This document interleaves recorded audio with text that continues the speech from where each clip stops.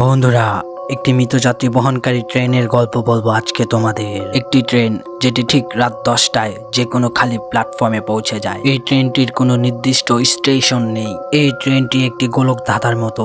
ধরো তুমি কোনো কাজের সূত্রে বাড়িতে যাচ্ছ, এখন কাউন্টারে গেলে একটি টিকিট কাটলে টিকিটে ট্রেন আসার সময় ঠিক রাত 10টায়। এখন স্টেশনের ভিতরে গেলে যে কোনো একটি খালি বেঞ্চে বসলে ট্রেন আসার অপেক্ষা করছো।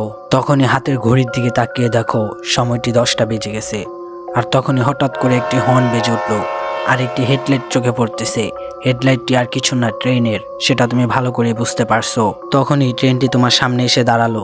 তুমি আর কিছু চিন্তা ভাবনা না করেই ট্রেনে উঠে পড়লে। তখন টিকিটের নাম্বার মিলে তুমি তোমার সিটে বসলে। তখন তুমি একটু ডাইনে বামে খেয়াল করবে, কিছুটা অন্যরকম মনে হবে। এত বড় ট্রেন, কিন্তু ট্রেনটিতে তুমি শুধু একা। তখনই আবার ট্রেনটি হুইসেল বাজিয়ে স্টেশন ত্যাগ করবে। বন্ধুরা, এই ভিডিওর পার্ট 1 এটা। যদি এটা 2 দেখতে চাও অবশ্যই কমেন্ট করবা। আর ভিডিওটা ভালো লাগলে একটি লাইক, একটি সাবস্ক্রাইব করে দিবা। আর ফেসবুক থেকে দেখে থাকলে চ্যানেলটি ফলো করবা আর একটি লাইক করে দিবা। আল্লাহ হাফেজ।